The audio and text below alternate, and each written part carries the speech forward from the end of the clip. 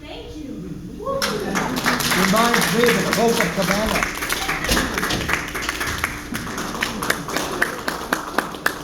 So brought in a little mambo to bring to our attention the fact that not only music but also faith was influenced by Africa.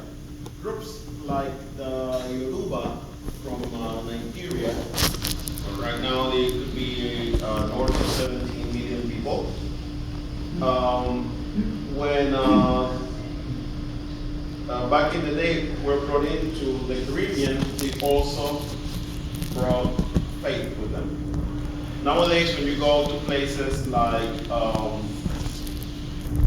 say, Dominican Republic, Cuba, Haiti, even if you go to Brazil, old cities like Fortaleza in Brazil, in all these places, you will see their singers who typically stand out because of their outfits.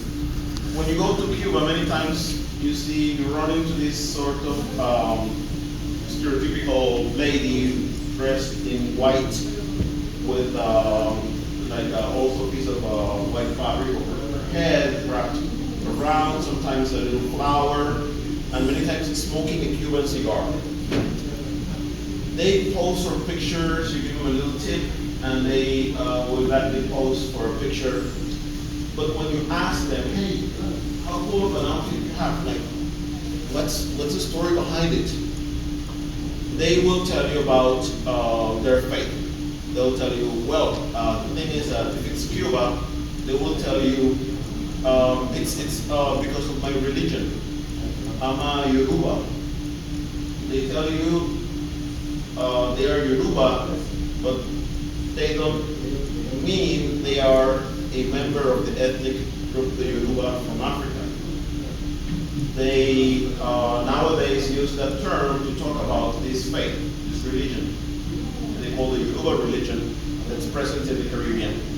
If you go to, say, Fortaleza, Brazil, they will tell you it's called candomblé. Same outfit, solid white.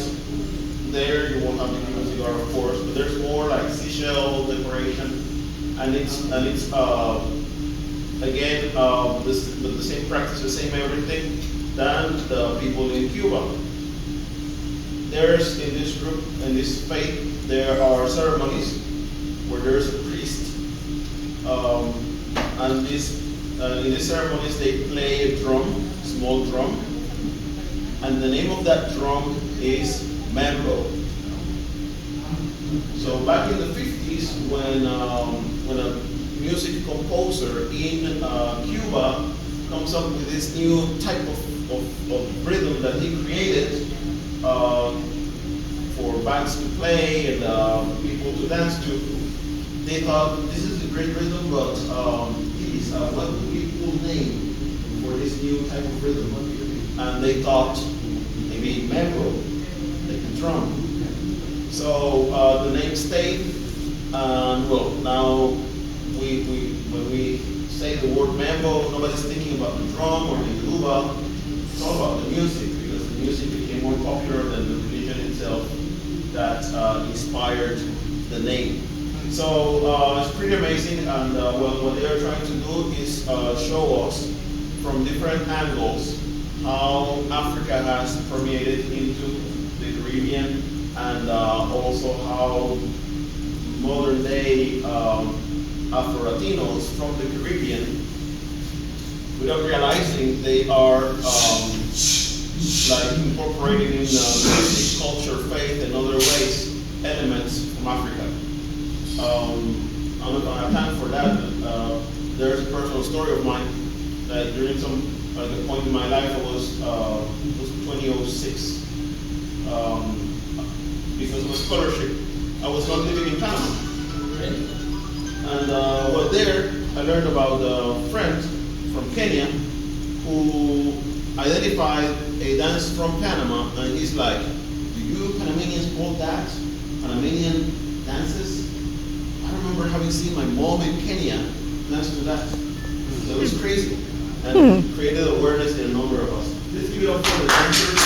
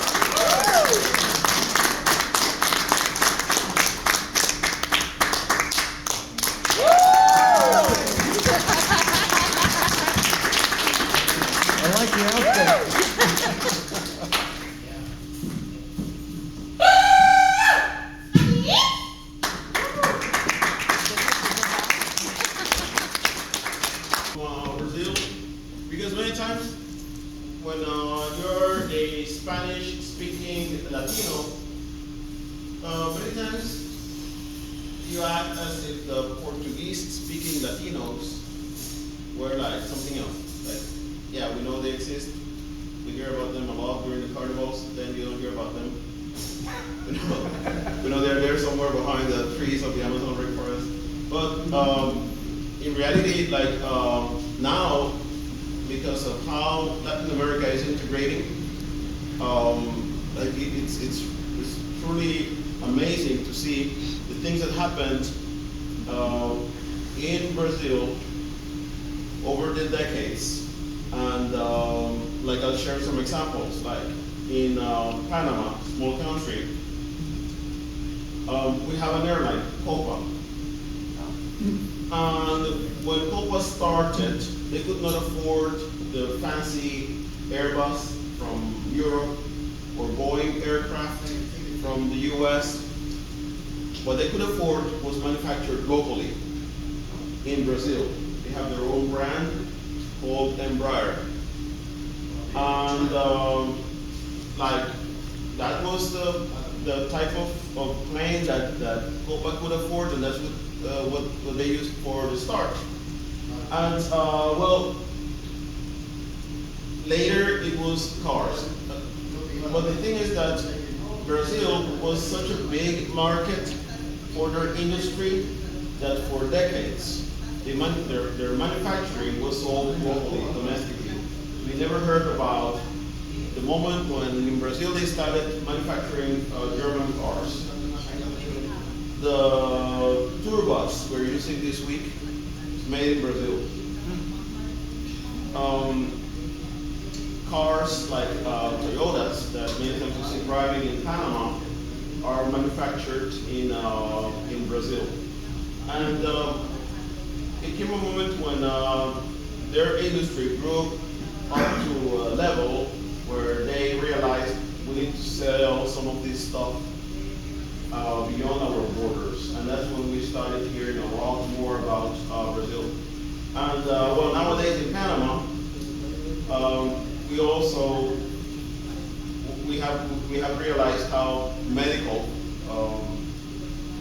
services are a lot cheaper, more affordable in Brazil.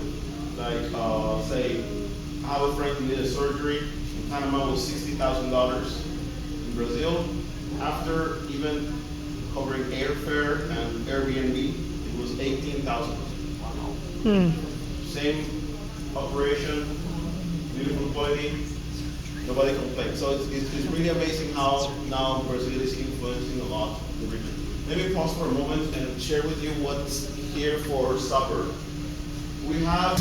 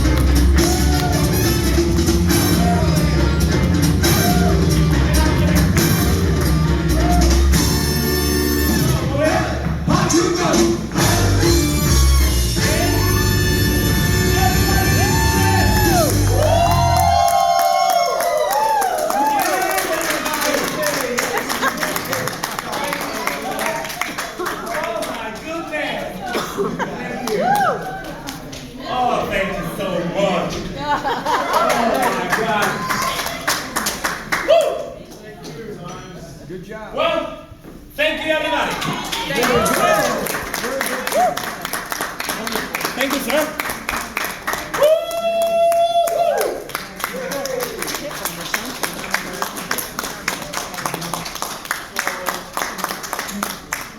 Let's get to know better the amazing people who make possible this show. We have the lady, she's the mastermind behind the performances, choreography, also the outfits. And well, her name is Anaika, super talented.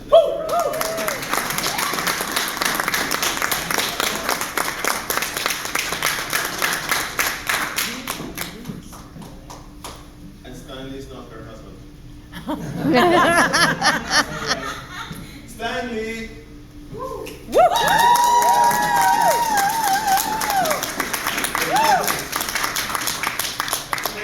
You got that for me?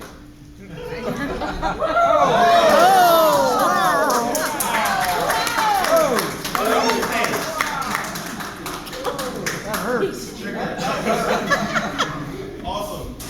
Super talented people, proud to represent their culture and share a little with you. Let's hear it for